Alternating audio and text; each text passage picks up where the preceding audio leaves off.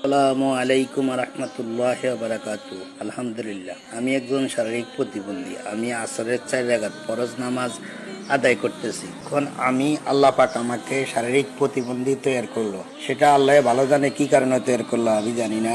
এখন আমি যেভাবে আল্লাহর ইবাদত করতেছি, আমার এই ভিডিওটি বড় বড় বিজ্ঞ আলেমদের কাছে পৌঁছাইবে। আমি আশা করি বিজ্ঞ আলেমদের কাছে পৌঁছাইবে। তারা আমাকে কমেন্ট করে জানাবেন আমি যেভাবে নামাজ আদায় করতেছি আল্লাহর দরবারে আমার এই নামাজ কবুল হবে কিনা জানি না। এলে আমার এই বয়স 35-40 যায় হয়েছে, কিন্তু কি 35-40-এর ভিতরে আমি যতদিন ইবাদত করতেছি, আল্লাহ পাক ছাড়া কেউ জানে না যে আমার ইবাদতটা আল্লাহর দরবারে কবুল হবে কিনা।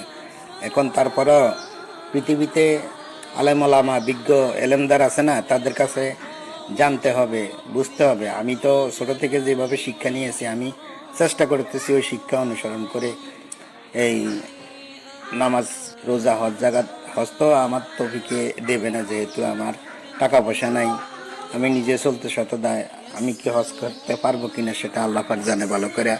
তো আমি যেভাবে ইবাদত করতেছি, নামাজ আদায় করতেছি, দয়া করে কোনো ভাই কমেন্টে জানাবেন আমার নামাজটা কবুল হবে কিনা, নামাজটা পড়া ঠিক আছে কিনা আমাকে একটু জানাবেন। আমি গুনাহগার বান্দা, আমাকে একটু জানাবেন আমার নামাজটা পড়া ঠিক হয় কিনা। আমি অনেক কষ্ট করে, আমি বসলে উঠতে পারি না, রুকু সেজদা যদি বৈশা করি তাহলে আমি উঠতে পারি।